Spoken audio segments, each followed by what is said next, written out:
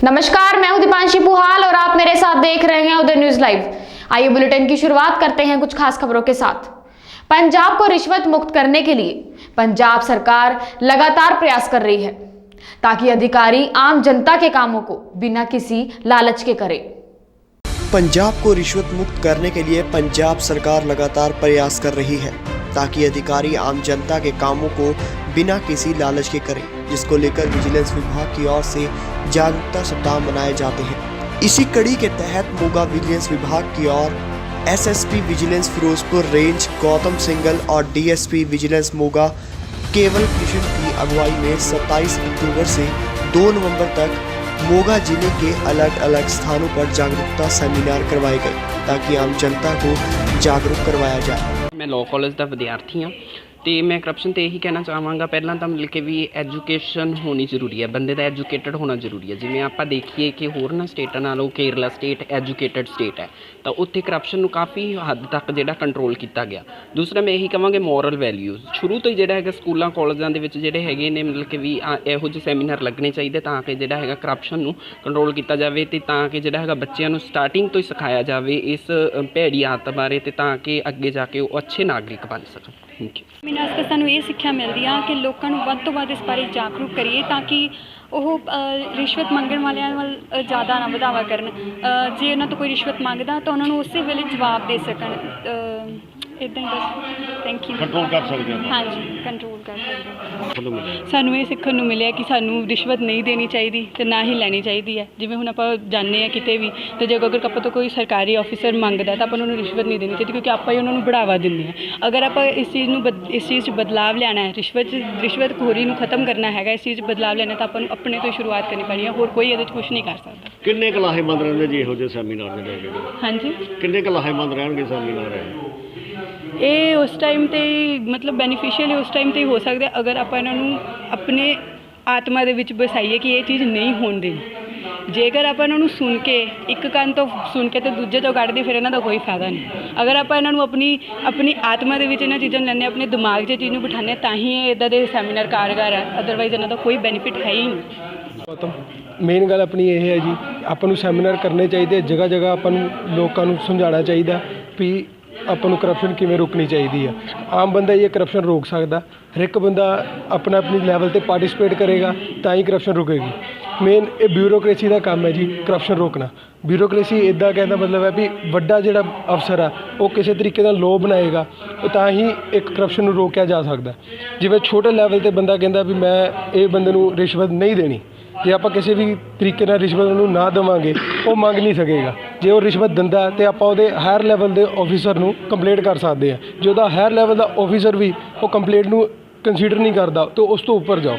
ਜੇ ਆਪਾਂ ਕਹਿੰਦੇ ਆ ਐਫ ਆਈ ਆਰ ਜੇ ਕੋਈ ਪੁਲਿਸ ਥਾਣੇ ਦੇ ਵਿੱਚ ਐਫ ਆਈ ਆਰ ਨਹੀਂ ਕਰਾਉਂਦਾ ਕੋਈ ਤਾਂ ਆਪਾਂ ਸਿੱਧੀ ਪਟੀਸ਼ਨ ਕੰਪਲੇਂਟ ਕਰ ਸਕਦੇ ਹਾਂ ਜੱਜ ਸਾਹਿਬ ਕੋਲੇ। ਉਹਨੂੰ ਆਪਾਂ ਕੰਪਲੇਂਟ ਕਹਿੰਦੇ ਆ। ਉਹ ਕੰਪਲੇਂਟ ਦੇ ਇੱਦਾਂ ਹੁੰਦਾ ਵੀ ਕੰਪਲੇਂਟ ਦੇ ਤਰੀਕੇ ਨਾਲ ਆਪਾਂ ਡਾਇਰੈਕਟ ਕੋਰਟ ਨੂੰ ਆਪਣੀ ਆਵਾਜ਼ ਦੱਸ ਸਕਦੇ ਹਾਂ ਵੀ ਸਾਡੇ ਨਾਲ ਧੱਕਾ ਹੋਇਆ ਜਾ ਰਿਹਾ। ਮੈਂ ਤਾਂ ਇਹੀ ਕਹਿਣਾ ਚਾਹੁੰਦਾ ਵੀ ਜਾਗਰੂਕ ਕਰੋ ਸਾਰਿਆਂ ਨੂੰ, ਆਪਣੇ ਨਾਲਦਿਆਂ ਨੂੰ ਪਹਿਲਾਂ ਜਾਗਰੂਕ ਕਰੋ, ਉਹਦੇ ਨਾਲ ਵੀ ਸਾਰੇ ਜਾਗਰੂਕ ਹੋਣਗੇ। ਜੇ ਇੱਕ ਬੰਦਾ ਜਾਗਰੂਕ ਹੋਊਗਾ ਚੇਨ ਬਣੇਗੀ ਇੱਕ। ਜੇ ਇੱਕ ਬੰਦੇ ਨੂੰ ਆਪਾਂ ਜਾਗਰੂਕ ਕਰਦੇ ਹਾਂ ਉਹ ਚਾਰਾਂ ਨੂੰ ਦੱਸੇਗਾ, ਚਾਰ ਉਹਦੇ ਨਾਲ ਹੋਰ ਜੁੜਨਗੇ। ਇੱਦਾਂ ਕਰਦੇ ਸਾਰੇ ਜਾਗਰੂਕ ਹੋਣਗੇ ਤੇ ਉਹ ਆਪਾਂ ਇੱਕ ਲੜਾਈ ਲੜ ਸਕਦੇ ਕਰਪਸ਼ਨ ਦੇ ਅਗੇਂਸਟ। सर मेरा नाम सिमरनप्रीत कौर है, मैं Baba Kundan Singh memorial law college Dharamkot की स्टूडेंट हाँ। ਅੱਜ ਜਿਹੜਾ ਸੈਮੀਨਾਰ ਕਰਵਾਇਆ ਜਾ ਰਿਹਾ ਕੀ ਕਹੋਗੇ ਤੁਸੀਂ? सर इस सैमीनार बारे ये बहुत वड्डी अप्रोच है, बहुत अच्छी अप्रोच है जी कि मोगा डिस्ट्रिक्ट में करवाई जा रही है। मैं बहुत थैंकफुल हाँ सारे इन्होंने सिस्टम का जोड़े कि करवा रहे हैं। ये जोड़ा सिस्टम अज जो करप्शन को किद्दां रोकया जा सकता उस उपर सैमीनार से बहुत कुछ सीखने को मिला। यदा मेरा मेन मैसेज मैं यही देना चाहूँगी कि करप्शन का मेन मकसद की है कि आप करप्शन को रोकना। करप्शन आप इदा ही रोक सकते हैं, पहला अपना अवेयरनैस लिया सकते हैं, लोगों च अवेयरनैस लियाओ कि करप्शन होंदी की है तो ये अपन फ्यूचर में अपन की ये कॉन्सिक्वेंसिस फेस करने पैणगे। इस करके अपन पहला अवेयरनैस चाहिए है, फिर एज सैकेंड अवेयरनैस तो बाद अपन एक रिस्पोंसिबल पर्सन कि बंदे नूं रिस्पोंसिबल होना चाहिए कि मेरी रिस्पोंसिबिलिटी है कि मेरे नाल धक्का हो रहा, करप्शन हो रही है तो मेरे अगेंस्ट आवाज़ उठावां। तो इस करके मैं तुहानूं यही मैसेज देना चाहांगी, तुहानूं किते भी करप्शन होनी दिखाई दे रही है तुसीं फौरन इनफॉर्म करो विजिलेंस डिपार्टमेंट ਨੂੰ। Thank you. ਜਿਹੜੇ ਹੁਣ ਸਟਾਰਟ ਕੀਤੇ ਗਏ ਨੇ 27 ਤਰੀਕ ਤੋਂ ਲੈ ਕੇ ਅੱਜ 2 ਤਰੀਕ ਤੱਕ ਕੀ ਲੋਕਾਂ ਨੂੰ ਜਾਗਰੂਕ ਕੀਤਾ ਜਾ ਰਿਹਾ? इस साल जो विजिलेंस अवेयरनेस वीक है, इसका मोटो है चौकस भारत खुशहाल Bharat, vigilant India prosperous India. और इस अधीन इस हफ्ते दौरान जो कि इसलिए मनाया जो कि अपने जो पहले गृह मंत्री ने लौह पुरुष श्री वल्लभ भाई पटेल उन्हों की जो बर्थडे है 31 अक्तूबर ਨੂੰ ਉਹਨਾਂ ਦੇ बर्थडे ਨੂੰ ਕਮੈਮੋਰੇਟ ਕਰਨ ਲਈ ਇਹ ਵਿਜੀਲੈਂਸ ਅਵੇਅਰਨੈਸ ਵੀਕ ਮਨਾਇਆ ਜਾਂਦਾ ਹੈ। ਇਸ ਹਫ਼ਤੇ ਦੌਰਾਨ ਅਸੀਂ ਕੋਸ਼ਿਸ਼ ਕਰਦੇ ਹਾਂ ਕਿ ਇੱਕ ਬੜੇ ਹੀ ਉਦਮੀ ਤਰੀਕੇ ਨਾਲ ਬੜੇ ਹੀ ਪ੍ਰਾਇੋਰਟੀ 'ਤੇ ਲੋਕਾਂ ਵਿੱਚ ਜਾ ਕੇ ਲੋਕਾਂ ਨੂੰ ਵਿਜੀਲੈਂਸ ਬਾਰੇ ਵਿਜੀਲੈਂਸ ਬਿਊਰੋ ਬਾਰੇ ਔਰ ਭ੍ਰਿਸ਼ਟਾਚਾਰ ਦੇ ਵਿਰੁੱਧ ਉਹਨਾਂ ਨੂੰ ਜਾਗਰੂਕ ਕਰੀਏ, ਉਹਨਾਂ ਨੂੰ ਦੱਸੀਏ ਕਿ ਭ੍ਰਿਸ਼ਟਾਚਾਰ ਦੇ ਵਿਰੁੱਧ ਉਹ ਕਿੱਥੇ ਸ਼ਿਕਾਇਤ ਕਰ ਸਕਦੇ ਨੇ, ਉਹਨਾਂ ਕੋਲ ਕੀ ਵਿੰਡੋ ਹੈ, ਉਹਨਾਂ ਕੋਲ ਕੀ ਓਪਰਚੁਨਿਟੀ ਹੈ, ਕੀ ਉਹਨਾਂ ਕੋਲ ਫੈਸਿਲਿਟੀ ਹੈ ਕਿ ਉਹ ਭ੍ਰਿਸ਼ਟਾਚਾਰ ਬਾਰੇ ਰਿਪੋਰਟ ਕਰ ਸਕਦੇ ਨੇ। ਭ੍ਰਿਸ਼ਟਾਚਾਰ ਬਾਰੇ ਰਿਪੋਰਟ ਕਰਨ ਦੇ ਉਹਨਾਂ ਕੋਲ ਕਈ ਆਪਸ਼ਨ ਨੇ। ਇੱਕ ਤਾਂ ਹੈ ਕਿ ਜੋ ਹਰ ਡਿਸਟ੍ਰਿਕਟ ਦੇ ਵਿੱਚ ਇੱਕ ਵਿਜੀਲੈਂਸ ਬਿਊਰੋ ਯੂਨਿਟ ਹੈ, ਡਾਇਰੈਕਟਲੀ ਉਸ ਯੂਨਿਟ ਦੇ ਵਿੱਚ ਜਾ ਕੇ ਉੱਥੇ ਦੱਸ ਸਕਦੇ ਨੇ, ਉੱਥੇ ਫ਼ੋਨ ਕਰਕੇ ਦੱਸ ਸਕਦੇ ਨੇ ਕਿ ਹਾਂਜੀ ਸਾਡੇ ਨਾਲ ਇਹ ਇਸ ਪਬਲਿਕ ਆਫਿਸ ਵਿੱਚ ਗਏ ਔਰ ਉਸ ਪਬਲਿਕ ਸਰਵੈਂਟ ਨੇ ਸਾਡੇ ਤੋਂ ਰਿਸ਼ਵਤ ਮੰਗੀ, ਚਾਹੇ ਉਹ ਰੈਵਨਿਊ ਡਿਪਾਰਟਮੈਂਟ ਹੋਵੇ, ਚਾਹੇ ਇਰੀਗੇਸ਼ਨ ਡਿਪਾਰਟਮੈਂਟ ਹੋਵੇ, ਚਾਹੇ ਪਬਲਿਕ ਹੈਲਥ ਹੋਵੇ, ਐਜੂਕੇਸ਼ਨ ਹੋਵੇ, ਚਾਹੇ ਥਾਣੇ ਜਾਣ ਕੇ ਸਾਡੀ ਰਿਪੋਰਟ ਨੂੰ ਲਿਖਾਉਣ ਗਏ ਸੀ, ਸਾਡੀ ਰਿਪੋਰਟ ਨਹੀਂ ਲਿਖੀ ਕਿ ਸਾਡੇ ਰਿਸ਼ਵਤ ਮੰਗੀ ਗਈ, ਤਾਂ ਉਸ ਬਾਰੇ ਉਹਨਾਂ ਨੂੰ ਰਿਪੋਰਟ ਕਰਨ ਲਈ ਉਹ ਸਿੱਧਾ ਆਪਣੇ ਵਿਜੀਲੈਂਸ ਬਿਊਰੋ ਯੂਨਿਟ ਜਾ ਕੇ ਦੱਸ ਸਕਦੇ ਨੇ। ਦੂਸਰਾ ਹੈ ਮੇਰਾ ਦਫ਼ਤਰ ਹੈ ਫਿਰੋਜ਼ਪੁਰ ਰੇਂਜ, ਉੱਥੇ ਫਿਰੋਜ਼ਪੁਰ ਰੇਂਜ ਮੇਰੇ ਦਫ਼ਤਰ ਜਾ ਕੇ ਉੱਥੇ ਵੀ ਰਿਪੋਰਟ ਕਰ ਸਕਦੇ ਨੇ। ਤੀਸਰਾ ਹੈ ਵਿਜੀਲੈਂਸ ਬਿਊਰੋ ਦੀ ਟੋਲ ਫ੍ਰੀ ਨੰਬਰ, ਜਿਹਦਾ ਨੰਬਰ ਹੈ 1800 1800 1000 1800 1800 1000। ਇਸ ਟੋਲ ਫ੍ਰੀ ਨੰਬਰ 'ਤੇ ਜੋ 24 ਘੰਟੇ ਰਹਿੰਦਾ ਹੈ ਅਵੇਲੇਬਲ ਹੁੰਦਾ ਹੈ, ਉਹ ਆਪਣੀ ਰਿਪੋਰਟ ਕਰ ਸਕਦੇ ਆ ਔਰ ਉਹਦੀ ਇਮੀਡੀਏਟਲੀ ਸੂਚਨਾ ਸੰਬੰਧਿਤ ਜੋ ਯੂਨਿਟ ਹੈ ਉਹਦੇ ਕੋਲ ਪਹੁੰਚ ਜਾਂਦੀ ਹੈ ਔਰ ਅਸੀਂ ਆਪਣੀ ਅਗਲੀ ਕਾਰਵਾਈ ਕਰਦੇ ਹਾਂ। ਇੱਕ ਹੋਰ ਆਪਸ਼ਨ ਹੈ ਉਹ ਈਮੇਲ ਰਾਹੀਂ ਵੀ ਕਰ ਸਕਦੇ ਆ। ਜੋ ਈਮੇਲ ਐਡਰੈਸ ਹੈ ਉਹ ਆਪਣੇ ਵਿਜੀਲੈਂਸ ਬਿਊਰੋ ਹੈੱਡਕੁਆਟਰ ਦਾ ਔਰ ਵਿਜੀਲੈਂਸ ਬਿਊਰੋ ਰੇਂਜ ਦਾ ਉਹ ਦਿੱਤਾ ਗਿਆ, ਉੱਥੇ ਆਪਣੀ ਰਿਟਨ ਕੰਪਲੇਂਟ ਆਪਣੀ ਈਮੇਲ ਰਾਹੀਂ ਵੀ ਕਰ ਸਕਦੇ। ਔਰ ਉਹਨਾਂ ਕੋਲ ਓਪਰਚੁਨਿਟੀ ਹੈ, ਕੋਈ ਵੀ ਰਿਸ਼ਵਤ ਮੰਗਦਾ ਹੈ ਉਹ ਬਹੁਤ ਇੱਕ ਵੱਡਾ ਧੱਕਾ ਹੈ, ਬਹੁਤ ਇਲੀਗਲ ਹੈ, ਕਾਨੂੰਨ ਤੋਂ ਪਰਾਂ ਹੈ ਔਰ ਇਹਦੇ ਬਾਰੇ ਰਿਪੋਰਟ ਕਰਨੀ ਚਾਹੀਦੀ ਹੈ। ਰਿਸ਼ਵਤ ਲੈਣਾ ਜੁਰਮ ਹੈ ਔਰ ਰਿਸ਼ਵਤ ਦੇ ਕੇ ਕੰਮ ਕਰਾਉਣਾ ਉਹ ਵੀ ਜੁਰਮ ਹੈ ਔਰ ਇਸ ਗੱਲ ਨੂੰ ਸਮਝਣਾ ਚਾਹੀਦਾ ਔਰ ਉਹ ਆਪਣੇ ਕੋਲ ਉਹਨਾਂ ਨੂੰ ਇੱਕ ਰਿਸ਼ਵਤ ਬਾਰੇ ਰਿਪੋਰਟ ਕਰਕੇ ਉਹ ਦੇਸ਼ ਨਿਰਮਾਣ 'ਚ ਆਪਣਾ ਯੋਗਦਾਨ ਪਾ ਸਕਦੇ। ਸਰ ਕੁਝ ਲੋਕ ਜਿਹੜਾ ਕਿ ਡਰਦੇ ਨੇ, ਕੰਪਲੇਂਟ ਕਰਨ ਤੋਂ ਡਰ ਜਾਂਦੇ ਨੇ ਵੀ ਸਾਡੇ ਦਾ ਪਤਾ ਨਹੀਂ ਕੰਮ ਹੋਰ ਨਾ ਰੁਕ ਜਾਏ, ਉਹਨਾਂ ਵਾਸਤੇ ਦੇਖੋ ਇਸ 'ਚ ਡਰਨ ਵਾਲੀ ਗੱਲ ਨਹੀਂ ਹੈ। ਤੁਸੀਂ ਜਾਗਰੂਕ ਨਾਗਰਿਕ ਹੋ, ਤੁਸੀਂ ਇੱਕ ਜ਼ਿੰਮੇਦਾਰ ਨਾਗਰਿਕ ਹੋ ਤਾਂ ਤੁਹਾਨੂੰ ਅੱਗੇ ਆਉਣਾ ਚਾਹੀਦਾ, ਤੁਹਾਨੂੰ ਡਰਨ ਦੀ ਲੋੜ ਨਹੀਂ ਹੈ। ਸੱਚੇ ਹੋ, ਤੁਹਾਨੂੰ ਲੜਨ ਦੀ ਲੋੜ ਨਹੀਂ ਹੈ। ਅਜਿਹੇ ਅਗਰ ਭ੍ਰਿਸ਼ਟ ਕਰਮਚਾਰੀਆਂ ਨੂੰ ਅਗਰ ਤੁਸੀਂ ਇਹਨਾਂ ਬਾਰੇ ਰਿਪੋਰਟ ਨਹੀਂ ਕਰੋਗੇ ਤਾਂ ਇਹ ਵਧੇਗਾ ਔਰ ਇਸ ਨੂੰ ਇਨਕਰੇਜ ਨਹੀਂ ਕਰਨਾ ਚਾਹੀਦਾ ਔਰ ਇਸ ਨੂੰ ਰਿਪੋਰਟ ਕਰਨੀ ਚਾਹੀਦੀ ਹੈ। ਔਰ ਤੁਹਾਡੇ ਕੋਲ ਇੱਕ ਓਪਰਚੁਨਿਟੀ ਹੈ ਕਿ vigilance bureau anti corruption unit ਹੈ ਗਵਰਨਮੈਂਟ ਦਾ ਔਰ ਬਾਕੀ ਸਟੇਟ ਦੇ ਵਿੱਚ ਇਹਨੂੰ ਐਂਟੀ ਕਰਪਸ਼ਨ ਬਿਊਰੋ ਕਹਿੰਦੇ ਆ, ਐਂਟੀ ਕਰਪਸ਼ਨ ਯੂਨਿਟ ਕਹਿੰਦੇ ਆ। ਪੰਜਾਬ 'ਚ ਇਹਦਾ ਨਾਮ ਵਿਜੀਲੈਂਸ ਬਿਊਰੋ ਹੈ, ਇੰਨਾ ਫਰਕ ਹੈ।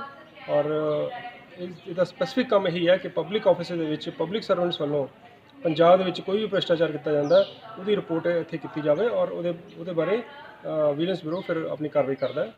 ਭ੍ਰਿਸ਼ਟਾਚਾਰ ਜੋ ਹੈ ਇੱਕ ਤਾਂ ਹੁੰਦਾ ਕਿ ਤੁਸੀਂ ਗਏ ਤੁਹਾਡੇ ਤੋਂ ਰਿਸ਼ਵਤ ਮੰਗੀ, ਇੱਕ ਹੋਰ ਭ੍ਰਿਸ਼ਟਾਚਾਰ ਹੈ। ਦੂਸਰਾ ਹੈ ਕਿਸੇ ਵੀ ਪਬਲਿਕ ਕਰਮਚਾਰੀ ਨੇ ਆਪਣੇ ਜਾਣੂ ਵਸੀਲਿਆਂ ਤੋਂ ਵੱਧ ਆਪਣੀ ਆਮਦਨ ਤੋਂ ਵੱਧ ਆਪਣੀ ਪ੍ਰਾਪਰਟੀ ਬਣਾਈ, ਚੱਲ ਅਚਲ ਮੂਵੇਬਲ ਇਮੂਵੇਬਲ ਪ੍ਰਾਪਰਟੀ ਉਸ ਤੋਂ ਜ਼ਿਆਦਾ ਬਣਾਈ। ਤੀਸਰਾ ਹੈ ਕੋਈ ਆਪਣੀ ਪੋਜੀਸ਼ਨ ਨੂੰ ਮਿਸਯੂਜ਼ ਕਰਕੇ ਗਲਤ ਵਿੱਤੀ ਲਾਭ ਲੈਂਦਾ ਹੈ। ਤਾਂ ਕੋਈ ਵੀ ਇਸ ਤਰ੍ਹਾਂ ਦੀ ਕੋਈ ਵੀ ਤੁਹਾਡੇ ਕੋਲ ਜਾਣਕਾਰੀ ਹੈ, ਕੋਈ ਵੀ ਇਹੋ ਜਿਹਾ ਭ੍ਰਿਸ਼ਟਾਚਾਰ ਬਾਰੇ ਕੋਈ ਤੁਹਾਡੇ ਕੋਲ ਇਨਫੋਰਮੇਸ਼ਨ ਹੈ ਤਾਂ ਉਹ ਜ਼ਰੂਰ ਸ਼ੇਅਰ ਕਰੋ ਔਰ ਇੱਕ ਜ਼ਿੰਮੇਦਾਰ ਨਾਗਰਿਕ ਹੋ ਕੇ ਦੇਸ਼ ਨਿਰਮਾਣ 'ਚ ਆਪਣਾ ਯੋਗਦਾਨ ਪਾਓ ਔਰ ਪੰਜਾਬ ਨੂੰ ਜੋ ਭ੍ਰਿਸ਼ਟਾਚਾਰ ਮੁਕਤ ਕਰਨ ਦਾ ਸੁਪਨਾ ਹੈ ਉਹਨੂੰ ਆਪਾਂ ਮਿਲ ਕੇ ਸਾਕਾਰ ਕਰਨਾ ਹੈ। पंजाब प्रदूषण रोकथाम बोर्ड के चेयरमैन प्रोफेसर एस मरवाहा ने दिल्ली के प्रदूषण के लिए पंजाब को जिम्मेदार ठहराने के दावों को दलीलों सहित नकारते हुए आज कहा कि दिल्ली के प्रदूषण में वहां के अंदरूनी कारकों का ही योगदान है, जिसका उच्च स्तरीय वैज्ञानिक अध्ययन करवाना अति जरूरी है। पंजाब पोल्यूशन कंट्रोल बोर्ड दे अज जिहड़ा एक बहुत इंपॉर्टेंट मुद्दे ते तुहाडे नाल गल करनी। हर साल ਜਦੋਂ ਅਸੀਂ ਝੋਨੇ ਦੀ ਕਟਾਈ ਕਰਦੇ ਤੇ ਸਾਡੇ ਲਈ ਇੱਕ ਬਹੁਤ ਵੱਡਾ ਇਸ਼ੂ ਖੜਾ ਹੋ ਜਾਂਦਾ ਤੇ ਅਸੀਂ ਇਹ ਸਾਰੀਆਂ ਜਿਹੜੀਆਂ ਇਸ਼ੂਜ਼ ਉੱਠਦੇ ਨੇ, ਪ੍ਰੋਬਲਮਸ ਆਉਂਦੀਆਂ, ਉਹਨਾਂ ਦਾ ਹੱਲ ਲੱਭਣ ਦੀ ਕੋਸ਼ਿਸ਼ ਕਰਦੇ। ਮੈਂ ਤੁਹਾਡੇ ਨਾਲ ਸ਼ੇਅਰ ਕਰਾਂਗਾ 2018 ਵਿੱਚ ਜਦੋਂ ਮੈਂ chairman Punjab pollution control board join ਕੀਤਾ, ਜੁਲਾਈ ਦੇ ਮਹੀਨੇ 'ਚ ਸਭ ਤੋਂ ਪਹਿਲਾਂ ਮੇਰੇ ਲਈ ਇੱਕ ਬਹੁਤ ਇੰਪੋਰਟੈਂਟ ਇਸ਼ੂ ਆ ਰਿਹਾ ਸੀ ਕਿ ਸੈਪਟੰਬਰ ਅਕਤੂਬਰ ਦੇ ਵਿੱਚ ਅਸੀਂ ਪਰਾਲੀ ਦੀ ਵਾਢੀ ਕਰਨੀ ਹੈ ਤੇ ਪੈਡੀ ਸਟਾਪ ਬਰਨਿੰਗ ਪਰਾਲੀ ਦੇ ਜਲਾਉਣ ਦੇ ਇੰਸੀਡੈਂਟਸ ਆਣੇ ਨੇ। ਅਸੀਂ ਇਹਨਾਂ ਨੂੰ ਕਿਵੇਂ ਕੰਟਰੋਲ ਕਰ ਸਕਦੇ ਹਾਂ। ਅਸੀਂ ਪੰਜਾਬ ਪੋਲਿਊਸ਼ਨ ਕੰਟਰੋਲ ਬੋਰਡ 'ਚ ਇਹਨਾਂ ਨੂੰ ਕੰਟਰੋਲ ਕਰਨ ਵਿੱਚ ਕਿੱਥੇ ਆਪਣਾ ਯੋਗਦਾਨ ਦੇ ਸਕਦਾ। ਤੇ 2018 ਦੇ ਵਿੱਚ ਪੰਜਾਬ ਸਰਕਾਰ ਦੇ ਹੋਰ ਕੀਤੇ ਉਪਰਾਲਿਆਂ ਦੇ ਨਾਲ ਅਸੀਂ NSS ਦੇ ਵਲੰਟੀਅਰਸ 5000 ਵਲੰਟੀਅਰਸ ਪੰਜਾਬੀ ਯੂਨੀਵਰਸਿਟੀ ਤੋਂ ਉਹਨਾਂ ਦੇ NSS ਕੋਆਰਡੀਨੇਟਰ ਨਾਲ ਗੱਲ ਕਰਕੇ ਅਸੀਂ ਆਪਣੇ ਨਾਲ ਜੋੜੇ ਤੇ 20 NS ਦੇ ਵਲੰਟੀਅਰ ਦਾ ਇੱਕ ਗਰੁੱਪ ਬਣਾਇਆ 20 ਬੱਚਿਆਂ ਦੇ। ਤੇ ਮਾਲਵਾ ਦੀ ਬੈਲਟ ਵਿੱਚ 17 ਸਤੰਬਰ ਨੂੰ ਸਾਰੇ ਦੇ ਸਾਰੇ ਬੱਚੇ ਪੰਜਾਬ ਦੇ ਮਾਲਵਾ ਦੇ ਬੈਲਟ ਵਿੱਚ ਸੀ। ਇੱਕ ਦਿਨ ਵਿੱਚ ਉਹਨਾਂ ਨੇ 4300 ਵਿਲੇਜ ਜਿਹੜੇ ਵਿਜ਼ਿਟ ਕੀਤੇ। ਜਿਹੜਾ ਉਹਦਾ ਇੰਪੈਕਟ ਆਇਆ ਮੈਂ ਤੁਹਾਡੇ ਨਾਲ ਸ਼ੇਅਰ ਕਰਾਂਗਾ। ਉਹ ਉਸ ਸਾਲ ਦੇਖਣ ਵਿੱਚ ਇਹ ਆਇਆ ਕਿ 12 ਤੋਂ 13% ਪਰਾਲੀ ਨੂੰ ਅੱਗ ਜਿਹੜੀ ਘੱਟ ਲੱਗੀ। ਇਹ ਸਾਰਾ ਯੋਗਦਾਨ ਮੈਂ ਬੱਚਿਆਂ ਨੂੰ ਨਹੀਂ ਦੇਣਾ ਚਾਹੁੰਦਾ, ਪੰਜਾਬ ਸਰਕਾਰ ਦੇ ਹੋਰ ਉਪਰਾਲੇ ਤੇ ਇਹਨਾਂ ਬੱਚਿਆਂ ਦੇ ਅਵੇਅਰਨੈਸ ਦੇ ਨਾਲ ਇਹ ਸਾਰਾ ਇੰਪੈਕਟ ਸਾਨੂੰ ਨਜ਼ਰ ਆਇਆ। 2019 ਜਦੋਂ ਸਾਡੇ ਸਾਹਮਣੇ ਆਇਆ ਫਿਰ ਤੇ ਪ੍ਰੋਫੈਸਰ BS ਢਿੱਲੋਂ ਤੁਸੀਂ ਜਾਣਦੇ ਹੋ vice chancellor Punjab agriculture university, ਉਹਨਾਂ ਨੇ ਮੇਰੇ ਨਾਲ ਗੱਲ ਕੀਤੀ। ਉਹਨਾਂ ਨੇ ਕਿਹਾ ਕਿ ਅਸੀਂ ਮਿਲ ਕੇ ਇਹ ਕੰਮ ਕਿਉਂ ਨਹੀਂ ਕਰ ਸਕਦੇ। ਮੈਂ ਕਿਹਾ ਜੀ ਜ਼ਰੂਰ ਕਰ ਸਕਦੇ ਹਾਂ। ਇਹ ਪੰਜਾਬ ਦੀ ਹਿਸਟਰੀ ਵਿੱਚ ਮੇਰੇ ਖਿਆਲ ਪਹਿਲੀ ਵਾਰੀ ਕੰਟਰੀ 'ਚ ਹੋਇਆ ਹੋਵੇਗਾ ਕਿ ਮੈਂ 6 ਯੂਨੀਵਰਸਿਟੀ ਦੇ ਵਾਈਸ ਚਾਂਸਲਰ ਪੰਜਾਬ ਦੀਆਂ ਯੂਨੀਵਰਸਿਟੀਆਂ ਦੇ ਵਾਈਸ ਚਾਂਸਲਰ ਇਕੱਠੇ ਬਿਠਾ ਕੇ PAU 'ਚ ਇੱਕ ਮੀਟਿੰਗ ਕੀਤੀ, ਜਿਸ ਵਿੱਚ ਇਹ ਫੈਸਲਾ ਕੀਤਾ ਗਿਆ ਕਿ ਅਸੀਂ ਸਾਰੀਆਂ ਯੂਨੀਵਰਸਿਟੀਆਂ ਦੇ ਜਿਹੜੇ NSS ਦੇ ਵਲੰਟੀਅਰਸ ਨੇ ਇਹਨਾਂ ਦੀਆਂ ਸਰਵਿਸਿਜ਼ ਯੂਜ਼ ਕਰਾਂਗੇ ਤੇ ਲੋਕਾਂ ਨੂੰ ਅਵੇਅਰ ਕਰਨ ਲਈ ਕੋਸ਼ਿਸ਼ ਕਰਾਂਗੇ। ਤੁਹਾਨੂੰ ਇਹ ਜਾਣ ਕੇ ਬੜੀ ਖੁਸ਼ੀ ਹੋਵੇਗੀ ਕਿ ਪਿਛਲੇ ਸਾਲ 1.25 ਲੱਖ ਬੱਚਾ 6 ਯੂਨੀਵਰਸਿਟੀਆਂ ਤੋਂ 1.25 ਲੱਖ ਬੱਚਾ NSS ਦਾ ਵਲੰਟੀਅਰਸ 5 ਅਕਤੂਬਰ ਵਾਲੇ ਦਿਨ ਸਾਰੇ ਪੰਜਾਬ ਦੇ ਵਿੱਚ ਸੀ। ਉਹਨਾਂ ਨੇ ਇੱਕ ਦਿਨ ਦੇ ਵਿੱਚ 12750 ਪਿੰਡ ਵਿਜ਼ਿਟ ਕੀਤੇ ਅਤੇ ਉਹ ਫਾਰਮਰ ਤੱਕ ਗਏ। ਕੁਝ ਬੱਚੇ ਉਹਨਾਂ 'ਚੋਂ ਬਹੁਤ ਸਾਰੇ ਬੱਚੇ ਉਹਨਾਂ 'ਚੋਂ ਪਿੰਡਾਂ ਦੇ ਸੀ। ਉਹ ਆਪਣੇ ਮਾਂ-ਬਾਪ ਦੇ ਕੋਲ ਗਏ, ਆਪਣੇ ਘਰ ਵਾਲਿਆਂ ਕੋਲ ਗਏ। ਉਹਨਾਂ ਦੇ ਨਾਲ ਉਹਨਾਂ ਨੂੰ ਇਹ ਬੇਨਤੀ ਕੀਤੀ ਕਿ ਸਾਨੂੰ ਪਰਾਲੀ ਨੂੰ ਅੱਗ ਨਹੀਂ ਲਾਉਣੀ ਚਾਹੀਦੀ। ਤੁਹਾਡਾ ਇੱਕ ਸਵਾਲ ਮੈਨੂੰ ਆ ਸਕਦਾ ਹੈ ਕਿ ਪਿਛਲੇ ਸਾਲ ਦੇ ਨਾਲ ਕਿੰਨੇ ਇੰਸਟੈਂਸਿਸ ਘਟੇ ਜਾਂ ਵਧੇ। ਪਿਛਲੇ ਸਾਲ ਜਿਹੜੇ ਇੰਸਟੈਂਸਿਸ 5% ਵਧੇ, ਪਰ ਏਕਰੇਜ ਜਿਹੜੀ ਲੈਂਡ ਹੈ ਅੰਡਰ ਫਾਇਰ ਉਹ 12-13% ਫੇਰ ਘਟੀ। ਤੇ ਇਹ ਸਾਰਾ ਦੇਖਣ ਤੋਂ ਬਾਅਦ ਸਾਨੂੰ ਇੱਕ ਹੋਰ ਸਾਡੇ ਸਾਹਮਣੇ ਮੁੱਦਾ ਨਜ਼ਰ ਆਇਆ। ਸਾਨੂੰ ਇਹ ਬੈਠ ਕੇ ਅਸੀਂ ਮਜਬੂਰ ਹੋਏ ਕਿ ਅਸੀਂ ਸੋਚੀਏ ਕਿ ਅਸੀਂ ਅੱਗ ਜਿਹੜੀ ਖੇਤਾਂ 'ਚ ਲੱਗਦੀ ਇਸ ਨੂੰ ਹੋਰ ਕਿਵੇਂ ਘਟਾ ਸਕਦੇ ਹਾਂ, ਲੋਕਾਂ ਤੱਕ ਕਿਵੇਂ ਪਹੁੰਚ ਸਕਦੇ ਹਾਂ। ਸਾਡੇ ਸਟੇਟ ਦੇ ਵਿੱਚ ਆਈ ਥਿੰਕ ਤੁਹਾਨੂੰ ਸਾਰਿਆਂ ਨੂੰ ਪਤਾ ਹੈ ਕੁਝ ਏਰੀਆਜ਼ ਐਸੇ ਨੇ ਜਿੱਥੇ ਅੱਗ ਲੱਗਦੀ ਹੈ। ਉਹ ਆਇਡੈਂਟੀਫਾਈ ਹੋਏ ਹੌਟਸਪੌਟਸ। ਉਹ ਹੌਟਸਪੌਟਸ ਦੇ ਵਿੱਚ ਅਸੀਂ ਸੋਚਿਆ ਕਿ ਅਸੀਂ ਕਿਵੇਂ ਪਹੁੰਚਣਾ ਹੈਗਾ। ਤੇ ਇਸ ਸਾਲ ਉਹਨੇ ਬੱਚੇ ਤਾਂ ਅਸੀਂ ਨਹੀਂ ਯੂਜ਼ ਕੀਤੇ NSS ਦੇ, ਪਰ ਘੱਟ ਬੱਚਿਆਂ ਨਾਲ ਐਟਲੀਸਟ ਅਸੀਂ ਹੌਟਸਪੌਟ ਤੱਕ ਜਾਣ ਦੀ ਕੋਸ਼ਿਸ਼ ਕੀਤੀ। ਮੈਂ ਤੁਹਾਡੇ ਨਾਲ ਇਹ ਵੀ ਸ਼ੇਅਰ ਕਰਾਂਗਾ ਕਿ ਜਿਹੜੇ ਪਰਾਲੀ ਨੂੰ ਅੱਗ ਨਾ ਲਗਾਉਣ ਤੇ ਪਰਾਲੀ ਦੀ ਯੂਟੀਲਾਈਜੇਸ਼ਨ ਦੇ 2 ਤਰੀਕੇ ਸਾਡੇ ਸਾਹਮਣੇ ਨੇ, ਇੱਕ XC2 ਤੇ ਇੱਕ InC2। XC2 ਮਕੈਨੀਕਲ ਬੇਸਡ ਤਰੀਕੇ ਨੇ, ਕੁਝ ਕਨਵਰਸ਼ਨਸ ਨੇ। ਪੰਜਾਬ ਸਰਕਾਰ ਨੇ ਗਵਰਨਮੈਂਟ ਆਫ ਇੰਡੀਆ ਦੀ ਸਹਾਇਤਾ ਨਾਲ ਫਾਰਮਰ ਤੱਕ ਪਰਾਲੀ ਦੀ ਵਾਢੀ ਉਹਨੂੰ ਸਾਂਭ ਸੰਭਾਲ ਕਰਨ ਲਈ ਬਹੁਤ ਸਾਰੀਆਂ ਮਸ਼ੀਨਾਂ ਸਬਸਿਡਾਈਜ਼ ਰੇਟ ਤੇ ਦਿੱਤੀਆਂ। ਉਹ XC2 ਯੂਟੀਲਾਈਜੇਸ਼ਨ ਦਾ ਪਾਰਟ ਬਣੀਆਂ। XC2 ਦੇ ਵਿੱਚ ਮੈਂ ਤੁਹਾਡੇ ਨਾਲ ਗੱਲ ਕਰਾਂਗਾ ਬੇਲਿੰਗ ਆਫ ਪੈਡੀ ਸਟਾਕ। ਮੈਂ ਪੰਜਾਬ ਦੇ ਵਿੱਚ ਬਹੁਤ ਘੱਟ ਜਗ੍ਹਾ ਦੇਖਿਆ ਸੀ ਕਦੀ ਬੇਲ ਬਣਦੀ, ਪਰ ਇਸ ਸਾਲ मैं जदों सड़क तो लंघदा मैं ध्यान नाल आसे पासे ते खेत देखण दी कोशिश करदा। बहुत सारे तुसीं भी नोट कीता होना, बहुत सारे खेतां दे विच पराली दी बेलिंग कीती पई है। दैट मीनस साडे किसान भरा ਜਿਹੜੀ ਅਸੀਂ ਇੱਕ ਮੈਸੇਜ ਲੈ ਕੇ ਜਾਣਾ ਚਾਹੁੰਦੇ ਹਾਂ ਉਹ ਮੈਸੇਜ ਉਹਨਾਂ ਤੱਕ ਪਹੁੰਚ ਰਿਹਾ ਤੇ ਉਹਦੇ ਤੇ ਅਮਲ ਕਰ ਰਹੇ ਨੇ। ਇਸ ਪਾਸੇ ਜਾਵਾਂਗੇ ਤੇ ਸਾਨੂੰ ਉਹਦੇ 'ਚ ਕਿਹੋ ਜਿਹੀਆਂ ਸਬਸਿਡੀਜ਼ ਜਾਂ ਕਿਹੋ ਜਿਹੇ ਰੇਟ ਕੱਟ ਕਰਕੇ ਤਾਂ ਕਿ ਉਹ ਜਿਹੜੀ ਅਸੀਂ ਬਿਜਲੀ ਪੈਦਾ ਕਰੀਏ ਜਾਂ એનર્ਜੀ ਪੈਦਾ ਕਰੀਏ ਉਹ ਲੋਕਾਂ ਤੱਕ ਪਹੁੰਚ ਸਕੇ ਤੇ ਅਸੀਂ ਉਹਦਾ ਫਾਇਦਾ ਲੈ ਸਕੀਏ। ਪਲੱਸ ਸਾਡੇ ਕਿਸਾਨ ਵੀਰ ਉਹਨਾਂ ਨੂੰ ਇਸ ਪਰਾਲੀ ਦੀ ਯੂਟਿਲਾਈਜੇਸ਼ਨ ਤੇ ਜਿਹੜੀ ਉਹਨਾਂ ਨੂੰ ਅੱਗ ਲਗਾਉਣੀ ਪੈਂਦੀ ਉਹਦੇ ਤੋਂ ਉਹਨਾਂ ਨੂੰ ਥੋੜ੍ਹੀ ਜਿਹੀ ਰਾਹਤ ਮਿਲ ਸਕੇ। ਜਿਹੜਾ ਮੈਂ ਤੁਹਾਡੇ ਨਾਲ ਇਨ ਸੀਟੂ ਦੀ ਗੱਲ ਕਰਨੀ ਚਾਹ ਰਿਹਾ, ਇਨ ਸੀਟੂ ਦੇ ਵਿੱਚ ਇਹ ਹੈਗਾ ਕਿ ਪਰਾਲੀ ਨੂੰ ਜ਼ਮੀਨ ਦੇ ਵਿੱਚ ਹੀ ਗਾਲਣਾ। ਅਸੀਂ ਝੋਨੇ ਤੇ ਕਣਕ ਦੇ ਸਾਈਕਲ 'ਚ ਪੈ ਗਏ, ਮੋਨੋਕਲਚਰ 'ਚ ਪੈ ਗਏ, ਇੱਕ ਫਸਲ ਵੱਢ ਕੇ ਦੂਜੀ ਬੀਜ ਲੈਂਦੇ ਹਾਂ ਤੇ ਅਸੀਂ ਖੇਤ ਆਪਣੀ ਜ਼ਮੀਨ ਦੀ ਤਾਕਤ ਵੱਲ ਕਦੀ ਧਿਆਨ ਨਹੀਂ ਦਿੱਤਾ। ਅਸੀਂ ਫਰਟੀਲਾਈਜ਼ਰ ਯੂਜ਼ ਕਰਦੇ ਹਾਂ, ਅਸੀਂ ਪਾਣੀ ਯੂਜ਼ ਕਰੀ ਜਾਂਦੇ ਹਾਂ। ਜੇ ਤੁਸੀਂ ਦੇਖੋ ਪਿਛਲੇ 60 ਸਾਲਾਂ ਦੇ ਵਿੱਚ ਅਸੀਂ ਆਪਣੀ ਜ਼ਮੀਨ ਨੂੰ ਜਿਹੜੀ ਬਹੁਤ ਉਪਜਾਊ ਸੀ ਉਹਨੂੰ ਇੱਕ ਰੇਤ ਵਿੱਚ ਕਨਵਰਟ ਕਰ ਦਿੱਤਾ, ਅਸੀਂ ਉਹਨੂੰ ਸੈਂਡ ਵਿੱਚ ਕਨਵਰਟ ਕਰ ਦਿੱਤਾ। ਅਸੀਂ ਜਿੰਨੀ ਖਾਦ ਪਾਉਂਦੇ ਹਾਂ, ਜਿੰਨੀ ਕੁ ਖਾਦ ਪੌਦਾ ਲੈ ਕੇ ਉਹਦੇ 'ਚ ਉਪਜ ਪੈਦਾ ਕਰ ਸਕਦਾ ਉਹ ਕਰਦਾ ਹੈ। ਬਾਕੀ ਦੇ ਨਿਊਟਰੀਐਂਟਸ ਜਾਂ ਖਾਦ ਉਹ ਸਾਡੀ ਜ਼ਮੀਨ ਉਹ ਪਾਣੀ ਵਿੱਚ ਚਲੀ ਜਾਂਦੀ ਹੈ। ਤੇ ਦੂਸਰਾ ਇਹਦੇ ਨਾਲ ਇਹ ਹੋਇਆ ਕਿ ਝੋਨਾ ਤੁਹਾਨੂੰ ਸਾਰਿਆਂ ਨੂੰ ਪਤਾ ਹੈ ਸਾਡੇ ਝੋਨਾ ਜਿਹੜਾ ਸਾਡੀ ਆਪਣੀ ਫਸਲ ਨਹੀਂ। ਕਣਕ ਤੋਂ ਬਾਅਦ ਅਸੀਂ ਮੱਕੀ ਬੀਜਦੇ ਸੀ, ਅਸੀਂ ਹੋਰ ਫਸਲਾਂ ਬੀਜਦੇ ਸੀ। ਸਾਨੂੰ ਦੇਸ਼ ਨੇ ਗਵਰਨਮੈਂਟ ਆਫ ਇੰਡੀਆ ਨੇ ਇਸ ਪਾਸੇ ਲਾਇਆ ਕਿ ਪੰਜਾਬ ਦੀ ਜਿਹੜੀ ਧਰਤੀ ਉਪਜਾਊ ਹੈ ਇਹਦੇ 'ਚ ਝੋਨਾ ਲਗਾ ਕੇ ਸਾਨੂੰ ਸਾਰੇ ਕੰਟਰੀ ਦਾ ਪੇਟ ਭਰਨਾ ਚਾਹੀਦਾ। ਅਸੀਂ ਉਹ ਕੰਮ ਕਰਨਾ ਸ਼ੁਰੂ ਕਰ ਦਿੱਤਾ। ਸਾਡੇ ਫਾਰਮਰ ਭਰਾ ਵੀ ਇਸ ਪਾਸੇ ਲੱਗੇ।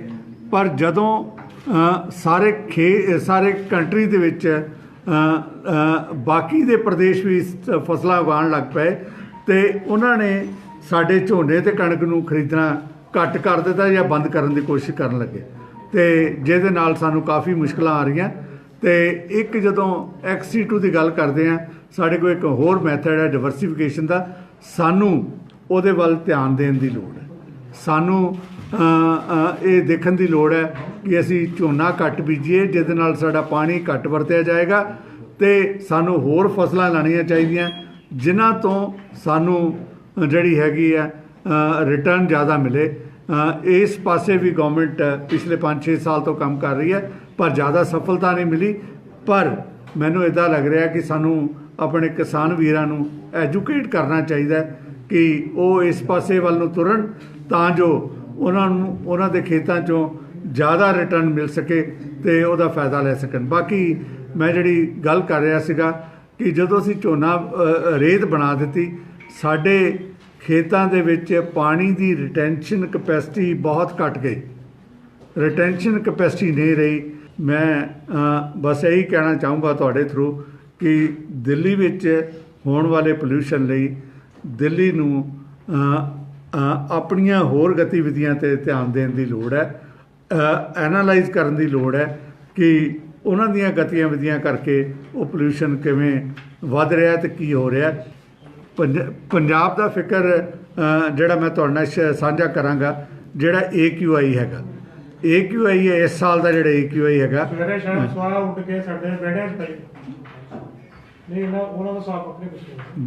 ਮੈਂ ਤੁਹਾਨੂੰ ਤੁਹਾਡੇ ਨਾਲ AQI ਦੀ ਗੱਲ ਜਿਹੜੀ ਤੁਹਾਡੇ ਨਾਲ ਮੈਂ ਗੱਲ ਕਰਾਂਗਾ। ਜਿਹੜਾ AQI ਹੈਗਾ ਉਹ ਇੰਡੀਕੇਟਰ ਹੈ ਕਿ ਸਾਨੂੰ ਸਾਡਾ ਵਾਤਾਵਰਨ ਹਵਾ ਸਾਡੀ ਕਿੰਨੀ ਖਰਾਬ ਹੋਈ ਹੈ। ਜਿਹੜਾ ਇਸ ਸਾਲ ਦਾ AQI ਹੈਗਾ ਅੱਜ ਤੱਕ ਉਹ ਸੈਟੀਸਫੈਕਟਰੀ ਤੋਂ ਮੋਡਰੇਟ ਹੈ, ਅਸੀਂ ਪੂਰ ਵੱਲ ਨੂੰ ਅਜੇ ਨਹੀਂ ਪਹੁੰਚੇ। ਜਦੋਂ ਕਿ ਸਾਡੀ 70 ਤੋਂ 75% ਤੱਕ ਕਟਾਈ ਹੋ ਚੁੱਕੀ ਹੈ, ਝੋਨਾ ਮੰਡੀਆਂ ਵਿੱਚ ਆ ਚੁੱਕਾ ਹੈ। ਮੇਰੇ ਖਿਆਲ ਜੇ ਤੁਸੀਂ ਸਾਡਾ ਇੱਕ ਡਾਟਾ ਦੇਖੋ, ਉਹ ਡਾਟਾ ਇਹ ਇੰਡੀਕੇਟ ਕਰ ਰਿਹਾ ਕਿ ਜਿਹੜਾ ਅਸੀਂ ਕੰਪੈਰੀਜ਼ਨ ਕਰਦੇ ਹਾਂ 2017, 18, 19 ਤੇ 20 ਦਾ, ਤੁਹਾਨੂੰ ਯਾਦ ਹੋਣਾ ਕਿ 2019 ਦੇ ਵਿੱਚ ਸੈਪਟੰਬਰ ਦੇ ਮਹੀਨੇ ਦੇ ਵਿੱਚ ਬਰਸਾਤ ਹੋਈ ਸੀ। ਸਤੰਬਰ 27 28 29 ਨੂੰ ਬਰਸਾਤ ਹੋਈ ਸੀ ਤੇ ਝੋਨਾ ਜਿਹੜਾ ਅਸੀਂ ਉਹਦੀ ਕਟਾਈ normally last week of September ਤੋਂ ਸ਼ੁਰੂ ਕਰਦੇ ਆ। ਪਿਛਲੇ ਸਾਲ ਡਿਲੇ ਹੋਈ ਸੀ।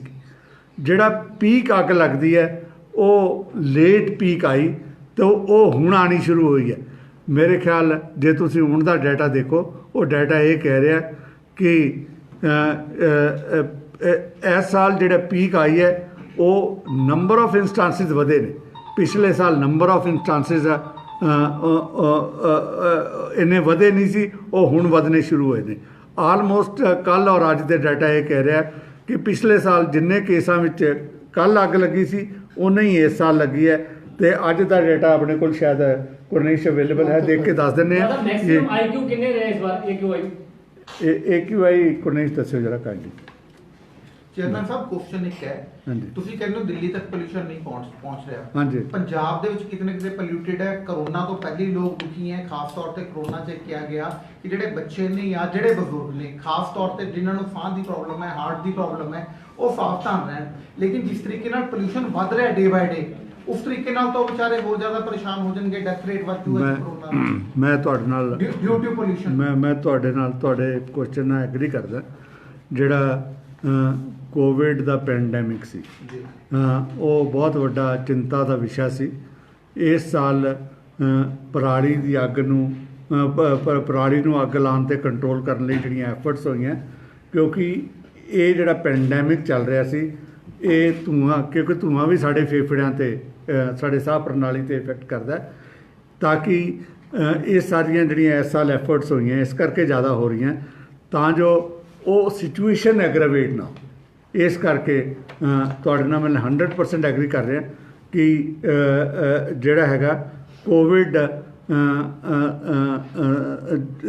ਜਿਹੜਾ ਪੈਂਡੈਮਿਕ ਹੈਗਾ ਉਹ ਵੱਧ ਸਕਦਾ ਸੀ ਜੇ ਅਸੀਂ ਇਹਨੂੰ ਜਿਹੜੀ ਅੱਗ ਲੱਗ ਰਹੀ ਹੈ ਇਹਨੂੰ ਕੰਟਰੋਲ ਕਰਨ ਦਾ ਨਾ ਕੋਸ਼ਿਸ਼ ਕਰਦੇ। ਮੈਨੂੰ ਇੱਕ ਗੱਲ ਕਹਿ ਲੈਣ ਦਿਓਗੇ? ਮੈਨੂੰ ਕਹਿ ਲੈਣ ਦਿਓਗੇ? ਜਿਹੜੀ ਮੈਂ ਗੱਲ ਕਹਿਣੀ ਚਾਹ ਰਿਹਾ, ਇਸ ਸਾਲ ਪਰਾਲੀ ਆਲਮੋਸਟ ਸਾਰੀ, ਝੋਨਾ ਆਲਮੋਸਟ ਸਾਰਾ ਚੁੱਕਿਆ ਜਾ ਚੁੱਕਾ, ਹੋਰ 5-4-10 ਦਿਨਾਂ 'ਚ ਚੱਕਿਆ ਜਾਏਗਾ। ਜਿਹੜਾ ਇਹਦੀ ਧੂਏ ਦੀ ਪ੍ਰੋਬਲਮ ਜ਼ਿਆਦਾ ਵੱਧਦੀ ਹੈ ਔਰ ਦਿੱਲੀ ਤੋਂ ਜਾਂ ਹੋਰ ਸਟੇਟਾਂ ਤੋਂ ਜੋ ਗੱਲ ਕੀਤੀ ਜਾਂਦੀ ਹੈ, ਜਦੋਂ ਸਰਦੀ ਜ਼ਿਆਦਾ ਵੱਧਦੀ ਹੈ ਉਦੋਂ ਇਹਦੀ ਡਿਸਪਰਸਲ ਘਟ ਜਾਂਦੀ ਹੈ, ਉਹ ਉੱਤੇ ਉੱਡ ਕੇ ਆਸੇ-ਪਾਸੇ ਦੂਰ ਤੱਕ ਨਹੀਂ ਫੈਲ ਸਕਦਾ। ਇਸ ਕਰਕੇ ਇਸ ਸਾਲ ਮੈਨੂੰ ਉਮੀਦ ਹੈ ਕਿ ਜੇ ਅਸੀਂ ਸਰਦੀ ਦੇ ਸ਼ੁਰੂ ਹੋਣ ਤੋਂ ਪਹਿਲਾਂ ਇਹਦੇ 'ਤੇ ਆਲਮੋਸਟ ਪਰਾਲੀ ਦੀ ਜਿਹੜੀ ਹੈਗੀ ਹੈ ਝੋਨੇ ਦੀ ਅਸੀਂ ਕਟਾਈ ਕਰ ਲਈ ਹੈ, ਪਰਾਲੀ ਸਾਂਭੀ ਜਾਏਗੀ ਤੇ ਸਿਚੁਏਸ਼ਨ ਜਿਹੜੀ ਪਿਛਲੇ ਸਾਲ ਜਿਹੜੀ ਆਈ ਸੀ, ਜਾਂ ਮੈਨੂੰ ਇੱਦਾਂ ਲੱਗਦਾ ਹੈ कि पिछले साल के कंपैरेटिवली इस बारी सिचुएशन धर्म परिवर्तन कानून बनाने की मांग कई राज्यों के बाद अब हरियाणा में भी जोरों शोरों से उठने लगी है। करनाल में भी आज जीजा माता सेवा न्यास संगठन ने जिला सचिवालय पहुंचकर डीसी को मुख्यमंत्री के नाम ज्ञापन सौंपकर धर्म परिवर्तन विरोधी कानून बनाने की मांग की है।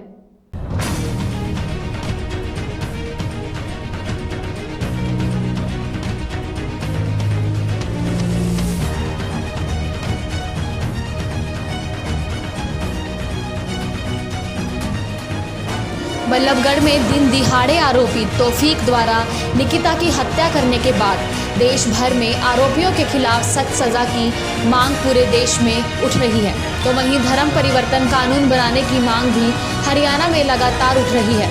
हरियाणा के मुख्यमंत्री व हरियाणा के गृह मंत्री अनिल विज ने भी धर्म परिवर्तन कानून बनाने पर अपनी प्रतिक्रिया दे चुके हैं।